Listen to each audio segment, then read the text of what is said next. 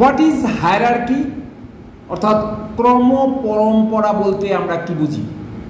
বর্গীকরণ যখন বিভাজিত বর্গ প্রবর্গ সমূহকে পংক্তি ও শৃঙ্খল অর্থাৎ অ্যারে এবং চেইন সিস্টেমে বিন্যস্ত করে তখন সে বর্গীকরণকে বলি ক্রম পরম্পরা।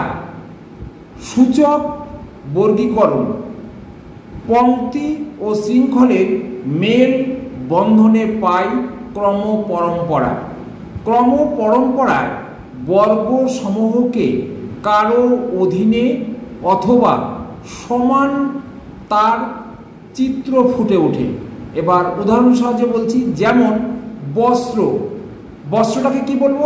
সুতি ইকুয়ালস আছে সুতি, রেশম, তসর, পশম ইত্যাদি। তাহলে এই যে বস্ত্রটাকে ভাগ করার পর চারটে ভাগ করলাম, আরও আছে আমি সেগুলো বললাম না। সুতি, রেশম, তসর, পশম এইটাকে বলা হয় ইকুয়ালস, যেটা আছে আমার বস্ত্রের সাব ডিভিশন একটা। এবার যে কোনো একটাকে আমরা আরও স্পেসিফাই করলাম। সুতিটাকে ধরলাম, সুতিটাকে কলে প্রস্তুত না হাতে প্রস্তুত, এইটাকে আবার দুটো ভাগ করলাম। তাহলে এইবার আমি যদি আরও ডিভিশন দেখাতে পারতাম যে কলে প্রস্তুত হলে এটা মোটা সুতো না সরু সুতো, তাহলে এইভাবে আমরা আরও স্পেসিফাই করতে পারি। এটাকেই বলা হয় হায়ারার্কি, মানে ক্রম পরম্পরা, মানে ব্রড থেকে ন্যারোয়ারের দিকে পরপর ক্রমশ যাওয়া। দ্বিতীয়টা হচ্ছে what is isolate idea or isolate, মানে আইসোলেট কাকে বলে? বাংলায় বলে খণ্ড চিন্তা।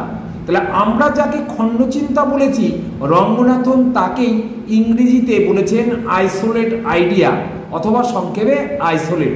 তাহলে আইসোলেট স্বয়ং কোনো বিষয় হতে পারে না, শুধু বিষয়ের অঙ্গ বা অংশ হতে পারে।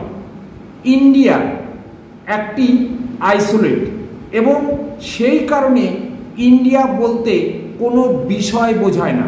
কিন্তু India geography, Indian geography, Indian history এটা একটা বিষয় হলো, এটা বলতে বিষয় বোঝায়। কিন্তু ইন্ডিয়া বা ভারত কথাটি কোনো বিষয় নয়, এটা আইসোলেট অর্থাৎ বিষয়ের একটি অংশ মাত্র। ওকে, থ্যাংক ইউ।